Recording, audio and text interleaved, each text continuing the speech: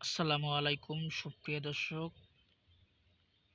বর্তমান আমরা অবস্থান করছি হরকল্লি ফকিরপাড়া পাগলাপীর সদর রংপুর ইউনিট 1-এ।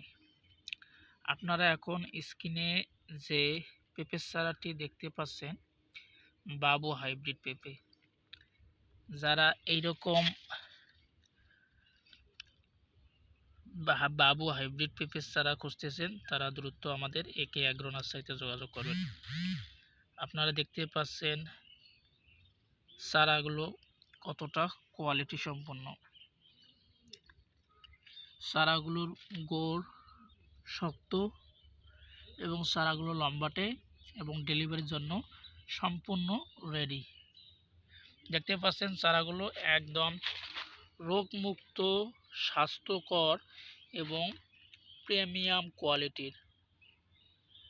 আমাদের একে অ্যাগ্রো নার্সারি থেকে যারা পূর্বে চারা ক্রয় করেছেন তারা নিশ্চয় ভালো করে জানেন যে আমাদের একে অ্যাগ্রো নার্সারির চারাগুলো কতটা কোয়ালিটি সম্পন্ন।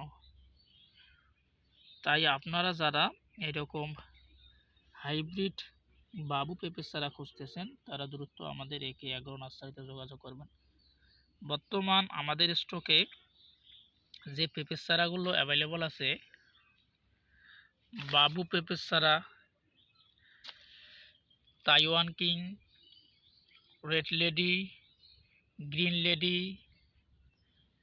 সুপার গ্রিন লেডি, গ্রিন শাহি, red gun 2, top lady, first lady, sweet lady সহ আরও বিভিন্ন জাত। আপনারা যারা এইরকম কোয়ালিটি সম্পন্ন হাইব্রিড পেঁপের চারা খুঁজতেছেন তারা দ্রুত আমাদের একে অ্যাগ্রো নার্সারিতে যোগাযোগ করবেন। চারাগুলো দ্রুত ফল দিতে সক্ষম। 2 থেকে 3 মাসের মধ্যেই চারাগুলো থেকে আপনারা ফুল ও ফল পাওয়া সম্ভব। সঠিক সেচ এবং সঠিকভাবে যত্ন নিলে চারাগুলো দ্রুত ফল দিতে সক্ষম। তাই আর দেরি না করে এখনই চলে আসুন আমাদের একে অ্যাগ্রো নার্সারিতে। চারাগুলো আমরা বাস এবং কুরিয়ারের মাধ্যমে 64টি জেলায় চারাগুলো আমরা ডেলিভারি করে থাকি। আমরা চারাগুলো ডেলিভারি করার আগে চারাগুলো ভালোভাবে বাছাই করে তারপর চারাগুলো আমরা পলিথিন দিয়ে প্যাক করে যাতে কোকোপিটগুলো পড়ে না যায়।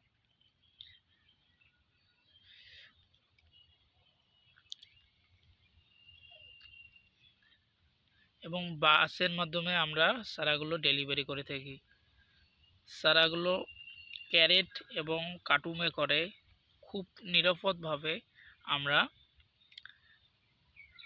কার্টুন করে চারাগুলো ডেলিভারি দিয়ে থাকি।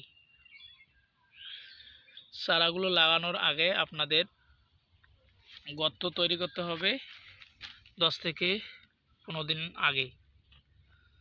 তারপর আপনারা পেঁপের চারা লাগাবেন, তা না হলে পেঁপের চারাগুলো দ্রুত মাটির সাথে মানিয়ে নিতে পারবে না।